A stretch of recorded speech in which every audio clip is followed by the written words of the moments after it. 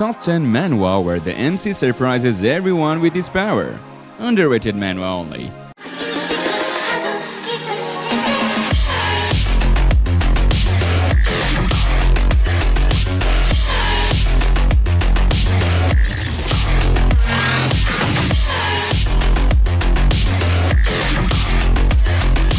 Number 10. Blade Note.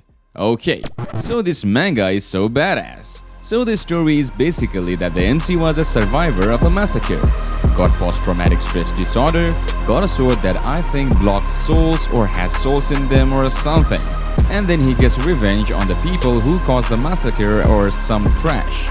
The art is full of color and pleasing to the eyes. The characters are fairly good, and I like the badass MCs. Number 9. Reincarnation of the Veteran Soldier. It starts off with the MC dying and summoned by the goddess. Classic stuff, right? Well, he goes on a tangent and the new hero might be a hero or a villain. It's all done in a very comedic way and the art style support this. And then it goes on the other direction again and you don't know if the MC is a poor guy or a piece of shit. Then when you are making your mind, it flips again and mayhem ensues. I don't want to spoil it for you since it all happens in a few chapters. I will say though that this is interesting, at least at the start. It's heavy on the comedy but it doesn't feel disruptive to the story and it's quite good. I really don't know where this is going to go but for now, it has me hooked. Number 8. A record of mortal's journey to immortality. After reading hundreds of cultivation manhwa or manhua, this masterpiece has a unique aspect unlike any other. The villain's boy Han Li was born poor. To subsidize household expenses, he joins Kizran main sect. Because of his spiritual roots, he was accepted as a disciple by the mysterious Dr. Mo and started to practice Chang Chung Gong, arts under his mentorship. Although his qualifications are mediocre, Han Li embarked on the dangerous road of immortal cultivation with his unyielding will and a mysterious vial picked up by an accident. Number 7. Hoarding in Hell. It is quite good even for a dungeon manhwa. Yunmu Kang is a miner scrapping by in a world where those with the right talent can make millions as hunters in dungeons. One day, he inherits a mysterious heartstone that magically transports him to a place called Hell, where he quickly dies only to regenerate. In Hell, he hones his skills, builds talent, and hoards items that pay handsomely in his world. As Yunmu spends more time in Hell, he starts to wonder how this place came to be and most of all, how it connects to his own world. The art of this manhwa is very pleasing to the eyes and the story is also very good. Number 6. Call of the Spear. The best art I have seen since our summons in a very good story. Good character development. Loved it. Sankung, the owner of the mountain, was reborn as a tiger and became a spiritual creature. A girl visits Sangung, who lived in a peace and says she will serve him. Sangung tries to drive her out, but she has nowhere to go back. Sangung finally decided to take back the girl, and there are countless threats to him. This is so good and one of the few unique stories. It's a little bit like Motion Fenren or Motion Hunter. The art and story are very good and charming as well. Moving on to number 5. The tutorial is too hard. Lee Ho-jae had given up his life as a pro gamer until one day he received a mysterious message. Congratulations, you have been invited to the tutorial world.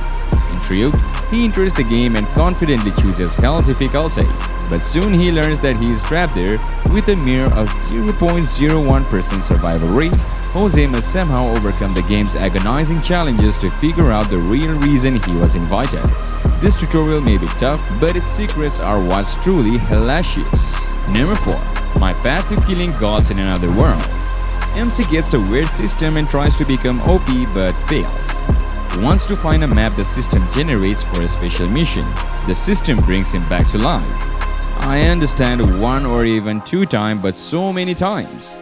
He is mentally weak and can't kill even a bug without activating the plot armor. A good one to kill time if nothing else to do. Number 3. Poison Dragon. The Legend of an Asura. The start of this manhwa is very good. Unlike the majority of other cultivation manhwa, this is original and unique in its own way. In that it follows an MC that doesn't exactly gain insane OP strength from the get-go or via nonsensical means. Instead, his power is poison itself, or venom, however you want to put it. He adaptively learns this very early on, knowing that this is his core strength. And make no mistake, he damn well puts it to good use. The long history of the medical sect is followed by complete and utter annihilation, in a hellhole of despair where corpses pile up like mountains and blood flows like the sea. Asura finally awakens. I will kill every single one of them. It won't be over until I've killed them all. The sole survivor of the medical sects, Jinja Gang. Follow his lonesome path to vengeance. Number 2. After signing in for 30 days, I can annihilate stars. It is quite good. Both art and story are good. When otherworldly demons invaded, thousands of heroes were chosen to enter a secret realm. Their bloody struggles against demon beasts were streamed live for the whole world to see. Unfortunately, I, Chumo, was among the chosen ones. But all the heroes are freezing cultivators. You want a normal guy like me to fight demons? Are you insane? Then, the sign-in system went online. On my first day of signing in, I got the power of a 1,000-year-old demon beast. On the second, I received a legendary martial gods experience. And on the 30th day, I turned into a planet class One Punch Man. And finally, number 1, Worn and Torn Newbie. The manga at the beginning looks like a typical isekai manga, where the main character plays a ruined MMORPG game and after losing his sword, he gets reborn to 15 years into the past. With his knowledge from his past life, becomes one of the strongest and tricky players to ever play this game. After learning 15 miserable years of his life as a failed gamer, was one long-time nightmare. Lee Eojin is glad to be a newbie again. Vowing not to repeat the same mistakes, Eojin starts as the hotshot, old-timer. He is conquering monsters, getting sweat gear, and making enough dough to set himself up for life. Loved by fans and hated by foes, both old and new, will Eojin break the game and triumph, or will the game break him once again? Storyline is pretty good. It could be better. There are some parts that could be fixed. Characters and art are quite likable. In conclusion, it is quite interesting manga that I recommend everyone to read.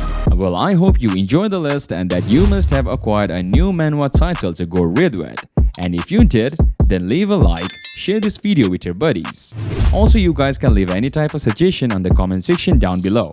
And like always, make sure you are subscribed to us so that you won't be missing out on any of our future updates. I will see you guys in the next video. Till then, take care and peace out.